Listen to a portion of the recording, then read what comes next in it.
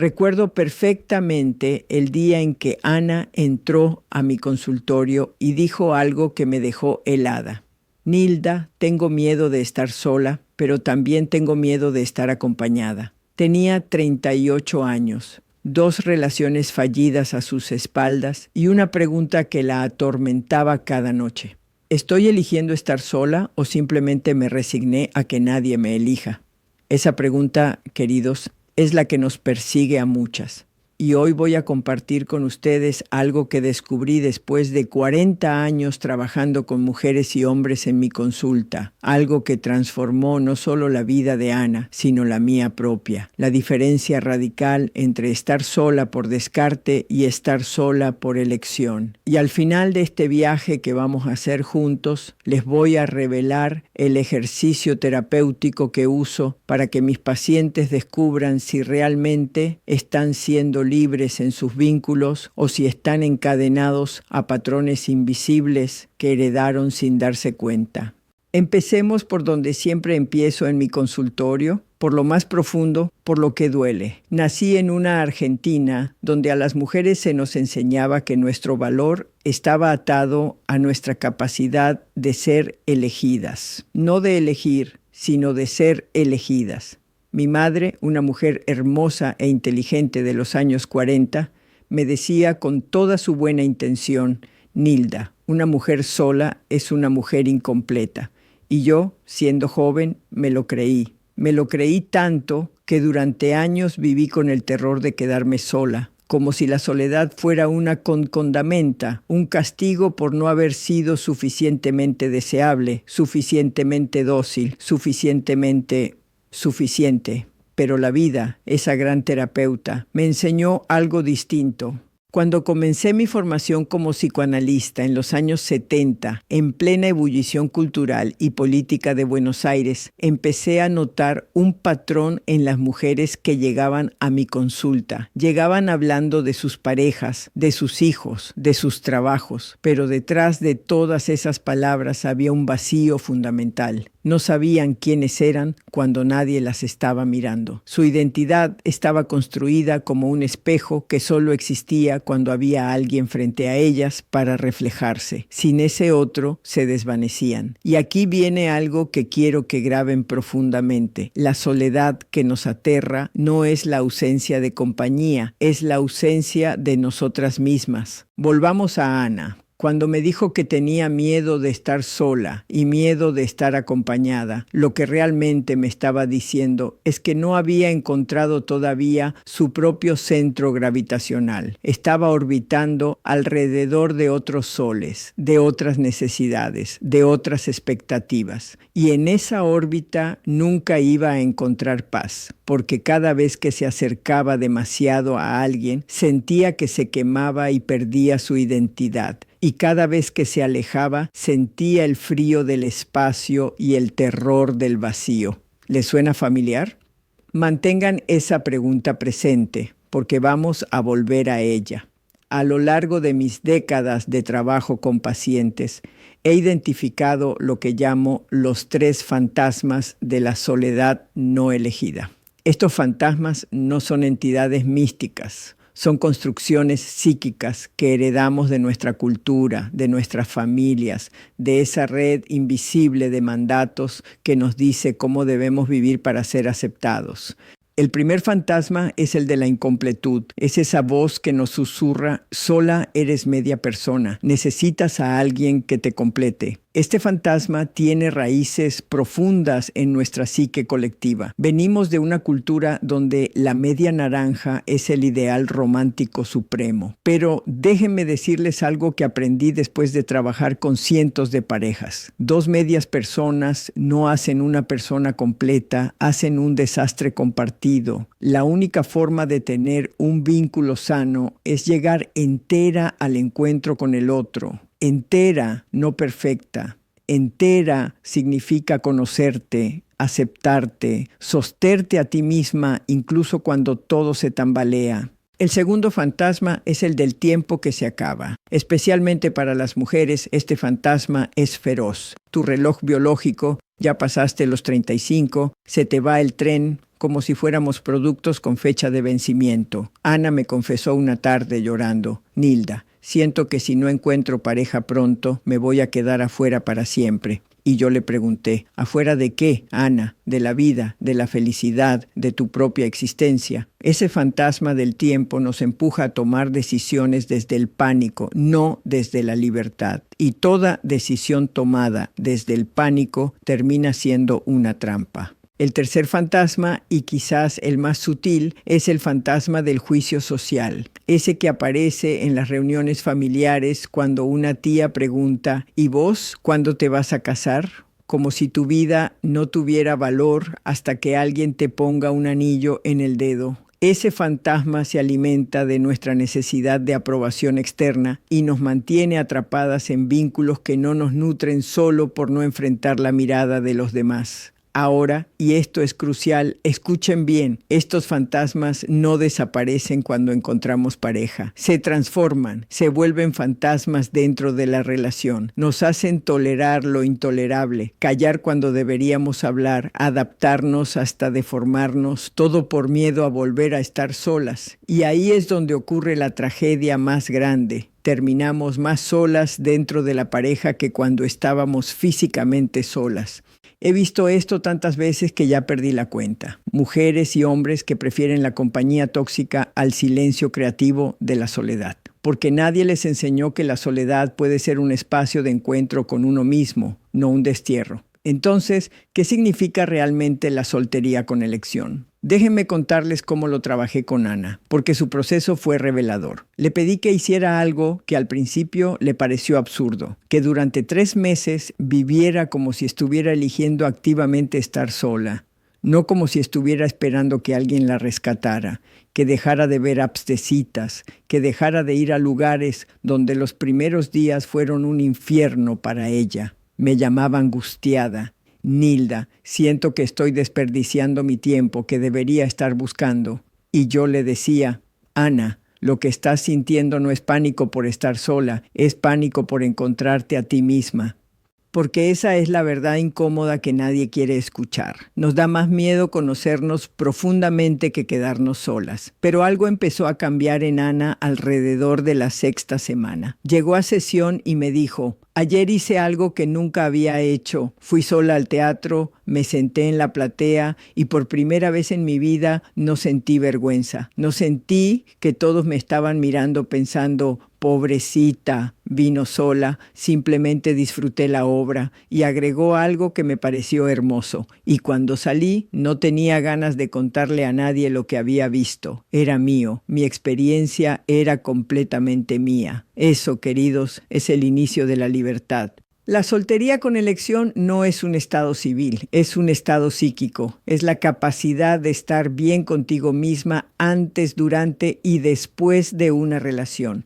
Es saber que tu centro está en ti, no en el otro. Es entender que una pareja puede ser una hermosa compañía en el viaje de la vida, pero no el vehículo que te lleva a tu destino. Tú eres tu propio vehículo. Y aquí viene algo que revolucionó mi práctica terapéutica y que quiero que entiendan profundamente. No puedes amar verdaderamente a otro si no has aprendido a amarte a ti misma en soledad. Y no me refiero al amor romántico de las películas. Me refiero a ese amor cotidiano, simple, que te hace prepararte un buen desayuno aunque nadie te esté mirando. Ese que te hace cuidar tu espacio como si fuera sagrado, porque lo es. Ese que te hace decir no a planes que no te nutren, incluso si eso significa pasar el sábado sola. La paradoja hermosa es esta: cuando aprendes a estar bien sola, tus vínculos mejoran exponencialmente. ¿Saben por qué? Porque dejas de buscar en el otro lo que solo puedes darte a ti misma. Dejas de exigirle que sea tu salvavidas, tu psicólogo, tu madre, tu proyecto de vida, y empiezas a verlo como lo que realmente es. Otro ser humano completo, con quien puedes compartir tu completud, no tu vacío. Ana tardó 8 meses en llegar a este lugar. Y cuando llegó, algo mágico ocurrió. Conoció a alguien, pero esta vez fue diferente. Me dijo en sesión: Nilda, esta vez no siento que lo necesito, siento que lo elijo. Y esa diferencia es todo. Esa diferencia efectivamente lo es todo. Porque cuando entras a una relación desde la elección y no desde la necesidad, el vínculo se construye sobre bases completamente distintas. No es te necesito para no estar sola, es elijo compartir mi vida contigo. No es llena mi vacío, es acompañemos nuestras plenitudes. No es sálvame, es crezcamos juntos. Podría conocer a alguien que cancelara esa energía de búsqueda desesperada y en cambio que se hiciera una pregunta cada mañana. Si supiera que voy a estar sola toda mi vida, ¿cómo querría vivir hoy? Y esto aplica también para aquellos que están en pareja. La soltería con elección no desaparece cuando te vinculas. Se transforma en la capacidad de mantener tu individuación dentro del vínculo. Es poder decir necesito tiempo para mí sin sentir culpa. Es poder tener tus propios proyectos, tus propios espacios, tu propia vida interior y que eso no amenace la relación, sino que la enriquezca. He trabajado con parejas que están juntas hace 20 años y nunca aprendieron esto. Viven fusionadas, cada una tratando de adivinar lo que el otro piensa, siente, necesita. Y esa fusión, que al principio se siente como amor intenso, con el tiempo se vuelve asfixiante. Porque dos personas fusionadas no son dos personas, son una masa amorfa donde nadie sabe dónde termina uno y empieza el otro.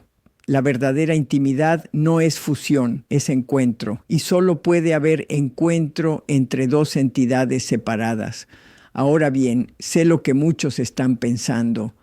Nilda, todo esto suena hermoso en teoría, pero ¿cómo lo hago? ¿Cómo paso de estar desesperada por encontrar pareja a estar bien conmigo misma? Y aquí es donde quiero hacer una pausa, porque esto es importante. No es un camino lineal, no es que un día decides estar bien sola y al día siguiente ya lo lograste. Es un proceso, a veces doloroso, de deconstrucción y reconstrucción. Implica enfrentar todos esos fantasmas de los que hablamos. Implica mirar de frente esos momentos en los que te sientes vacía y no correr a llenar ese vacío con lo primero que aparezca. Implica, y esto es lo más difícil, soltar la idea de que tu valor como persona está determinado por si alguien te eligió o no, porque esa es la herida central, ¿verdad? La herida de no sentirnos suficientes. En nuestra cultura latinoamericana y especialmente en la Argentina, cargamos con un peso particular. Somos hijos de una cultura que valora intensamente el vínculo, la familia, el estar juntos, y eso es hermoso. Pero también tiene su sombra, el rechazo profundo a la soledad vista como un fracaso personal. Necesitamos reescribir esa narrativa. La soledad no es un fracaso, es una oportunidad, es el espacio donde puedes escuchar tu propia voz sin el ruido de las expectativas ajenas. Es el laboratorio donde descubres quién eres cuando nadie está definiendo por ti. Es el útero donde gesta tu verdadero ser. Y desde ese lugar de autoconocimiento profundo, tus elecciones cambian radicalmente. Ya no eliges pareja desde el miedo, sino desde el deseo genuino. Ya no te quedas en vínculos que te dañan por terror al vacío, sino que tienes el coraje de soltar lo que no te sirve. Ya no buscas que alguien te dé sentido a tu vida, porque tu vida ya tiene sentido por sí misma. Ana me dijo algo hace poco que me pareció la síntesis perfecta de todo este proceso. Me dijo: Nilda, ahora entiendo que la pregunta no era ¿por qué nadie me elige? La pregunta era ¿me estoy eligiendo yo a mí misma? Y la respuesta durante años fue no, no me estaba eligiendo. Estaba esperando que otro validara mi existencia. Ahora me elijo todos los... Eso es libertad vincular. Eso es madurez emocional. Eso es la soltería con elección. Y ahora, como les prometí al inicio, quiero compartirles el ejercicio terapéutico que uso en mi consultorio para trabajar este tema. Es simple, pero profundamente revelador.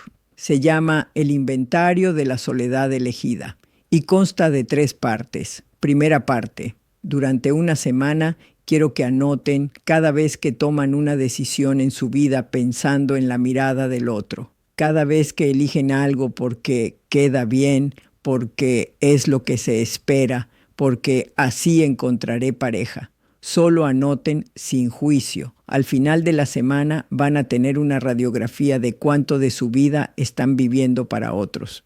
Segunda parte, hagan una lista de 20 cosas que disfrutan hacer solas. Y si no pueden llenar esa lista, ahí tienen su tarea. Empiecen a descubrir qué les gusta cuando nadie las está mirando. Puede ser algo tan simple como tomar café en silencio, caminar por un parque, leer, cocinar, lo que sea. Pero que sean cosas que hagan genuinamente felices sin necesidad de validación externa. Tercera parte, y esta es la más poderosa. Escriban una carta a su yo del futuro. Una carta donde le cuenten a esa versión de ustedes que vive dentro de 5 años cómo es su vida ideal si supieran con certeza que van a estar solas. No como castigo, sino como elección. ¿Dónde viven? ¿Cómo es su casa? ¿Qué hacen con su tiempo? ¿Cuáles son sus proyectos? ¿Qué los hace felices? Y luego pregúntense, ¿qué me impide vivir así ahora? Porque aquí está el secreto final, el que cambia todo. La vida que deseas vivir si encontraras pareja o si estuvieras sola, debería ser fundamentalmente la misma vida, porque es tu vida y tu felicidad no puede depender de una variable externa sobre la cual no tienes control. Cuando entiendes esto, cuando lo integras profundamente en tu ser, algo se libera. Dejas de vivir en pausa esperando que tu vida verdadera empiece cuando llegue la persona correcta. Y empiezas a vivir ahora plenamente, con toda tu intensidad, eligiéndote a ti misma primero, siempre. Y desde ese lugar, cualquier vínculo que construyas será libre, genuino, nutritivo, porque no nace de la carencia, sino de la abundancia. No nace del miedo, sino del amor. No nace de la necesidad, sino de la elección. Eso es lo que quiero para cada uno de ustedes, que se elijan, que se encuentren, que se amen en soledad para poder amar verdaderamente en compañía. Así que les pido, si este video resonó en algo dentro de ustedes, suscríbanse a este canal. Dejen en los comentarios qué parte de este viaje les tocó más profundo. Compartan este mensaje con alguien que necesite escucharlo, porque estas conversaciones, estas reflexiones son las que nos transforman días. Y desde ese lugar, si alguien quiere sumarse a mi vida, bienvenido. Y si no, también estoy bien. Y la próxima semana vamos a profundizar en otro aspecto fundamental de nuestra vida vincular: cómo reconocer los patrones de apego que heredamos de nuestra infancia y que determinan nuestras elecciones amorosas sin que nos demos cuenta. Va a ser un viaje intenso, revelador, necesario. Mientras tanto, los dejo con esta pregunta: ¿te estás eligiendo a ti misma o estás esperando que alguien más lo haga? Tu respuesta a esa pregunta puede cambiar tu vida entera. Los abrazo profundamente. Hasta la próxima.